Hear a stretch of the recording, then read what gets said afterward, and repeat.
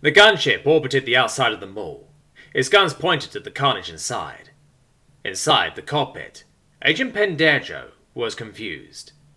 What had originally been a sting operation was now a massive gunfight between the interior's gilded glaives, the militia, and armed assailants, most likely human assailants. "This is the interior," Pendejo said. She directed the pilots to take her up a little. "You have been found guilty of treason and armed insurrection against the Empress. You will lay down your arms and submit yourself to her judgment." After a moment, the roof doors opened, and a few of the armed gunmen walked out. Wait, that actually worked? They were carrying a struggling, gilded glaives agent, and probably tossed her off the roof before going back downstairs. Pendejo sighed. She signaled to the pilots again. "Take us down, deploy everyone. We'll take them from above." Inside, things were going about as well as you'd expect. Uncle Bill and I crawled away as the bullets and lasers shot over our heads. I personally was grateful as fuck for the gas masks. Even the shields whose helmets had sealed had still gotten a mouthful of the thick white, oddly peppery fog. That was the problem with automatic shit like that. Human reaction speeds were quicker. The SWAT team was doing something I thought was really cool. As they fought, they called out a single shield at a time, and they all fired on the one, overloading their armor. "Upper left, by the stairs," I heard Uncle Lyle yell. And sure enough, they all opened up on the one. I, though, had a habit I needed to satisfy. A certain member of Headsplitter needed to die, preferably the one who sold out the remaining member of her team to get little old me. Agent Shelvers had retreated off to the side to watch the chaos and mayhem go down. She crouched behind the counter, where the cashiers used to stand. I ducked under the gunfire again, and made my way to the store. I was immediately greeted by a fist to the face, sending my gas mask flying. "Not so fun now, is it?" Shelvers picked me up, throwing me through a table of glass display cases. This must have been a jewelry store. "You've had it easy so far. Spack!" She booted me in the stomach, sending me tumbling back to the floor. "Reggae!" Another stomp. "Caramailing!" A powerful soccer kick sent me into the wall. All pushovers. They care too much about not hurting those who don't need to be hurt. Me? I geared up to grab her foot when she kicked again, but she grabbed my face and grounded into the glass. "Yeah, that hurts, doesn't it?" I swear she was enjoying my yelling. "Me? I'm the meanest brotherfucker you ever met." "Yeah? Well, I was the meanest motherfucker she ever met." I grabbed her hand, dragging it through the glass. She howled as the sharp edges cut her flesh to ribbons. She responded by grabbing my hand and, well, I don't know how to describe it. She grabbed 2 fingers in each huge purple mitt and tore my hand in half down the middle. I swear that was the loudest I ever screamed in my life. The pain was indescribable. This must have been how Jesus felt. Not that I practiced that particular religion. Uncle Bill recognized her screaming.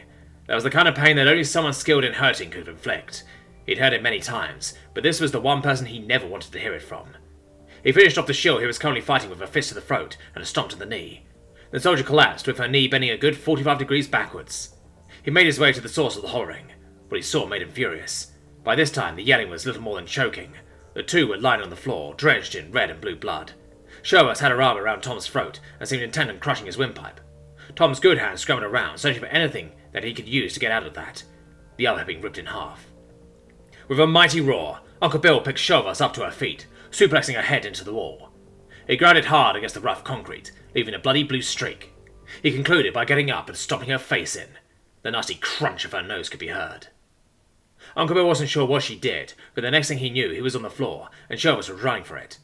He quickly weighed his options. Tom needed serious help, but Shelvers was getting away. Know what? Fuck it. Best of both worlds, right? He dragged Tom behind the counter and ran after his quarry. Shelvers wouldn't get far. He bounded after her, narrowly avoiding gunfire as he made his way up the stairs. By now the humans had begun to lose their ground. Their group tactics had given way to small shootouts in groups, and on their own. That didn't matter anymore. This interior agent hadn't just hurt his boy, she'd mutilated him. And sure, Tom wasn't his biological son, but he cared all the same. God damn, these Shilvanti had no stamina. Agent Sherwas was slowing down and huffing and puffing as soon as she got up the stairs. Uncle Bill caught up almost immediately, tackling the interior agent and sending them both to the floor.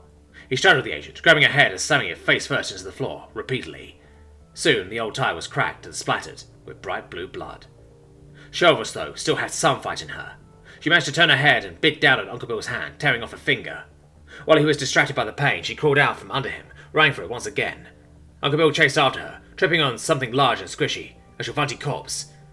"God damn it!" he groaned. The blood loss was making him woozy too. He tried to pick himself up when he noticed something. The extension cord.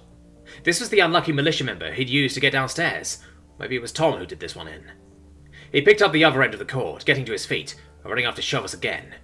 It really says something about the shills that a 70-year-old man, about one in far better shape than most humans, easily caught up with an interior agent at the peak of physical condition. Soon he was on her once again, wrapping the extension cord around her neck. Uncle Bill dragged Shovels to her feet, running towards the railing. Interior agent firmly in hand, the two of them sailed over the side. Uncle Bill plunged to the floor, but Agent Shovels' fall ended with a quick jerk and a crack. Mission accomplished. Uncle Bill lay on the floor, watching the body sway like a pendulum. The cord unravelled, and the former interior agent dropped to the floor with a thump. All across the mall, the militia and Gilded Glaive's agents looked around, confused. Their commanding officer was dead. What did they do now? Unfortunately for them, this confusion was just what the state officers needed. They regrouped, and the formally matched fighting between the two became a mopping up as the former cops swept across the shopping centre. The floors became slick like soap with alien blood. These weren't the nice, clean alien weapons. Human guns made holes.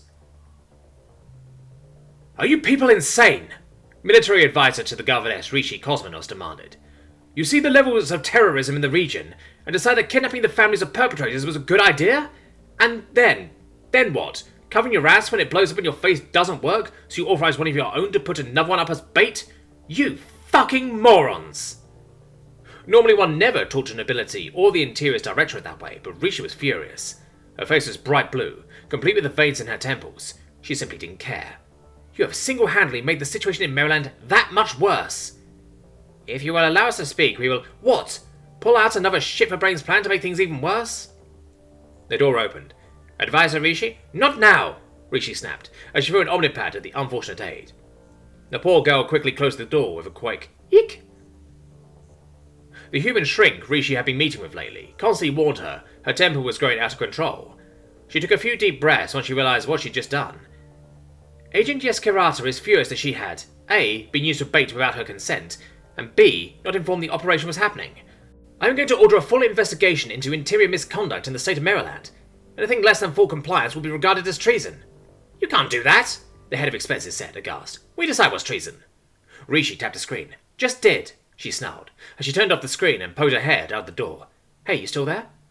The aide cowered a little in the corner. "Look, I'm sorry for snapping at you." Rishi pinched the bridge of her nose. "And," she sighed, "and throwing the omnipad at you. I'll get you a bottle of liquor or something. The humans make something called Titos. It's really harsh, but mixes well with a lot of stuff. What did you need?" "I've compiled a list of Interior agents who've expressed dissatisfaction with Interior conduct since the Imperium arrived on Earth." She passed Rishi the list. "Truck ticket, this is 2 people. The Interior likes to silence agents who don't follow the company line," the aide shrugged. "So are we talking like a fifth of this Titos stuff?" "Sure," Rishi nodded and sighed. "Guess agents Tanu and Ninev will have to do." In the Interior's operations room, things happened. Usually operations. In this case, in the hours after the failed operation, data officers were keeping track of tabs on those they knew were involved. Others were milling about the darkened room or poring over maps and satellite imagery. "Alright, what we got?" the operations director demanded as she burst in. "The director wants answers 30 seconds ago." Some of the more fragile data officers sighed or got together the courage to face the scary bitch. One, though, wasn't scared. "Ma'am, Thomas Steinberg has disappeared. William Judd has disappeared. Lyle Steinberg and Arturo Savella have disappeared." As the officer kept going on, the operations director became more and more annoyed. What was it with the pinkies and disappearing? "Here's another question. What in the Sea of Souls happened last night?"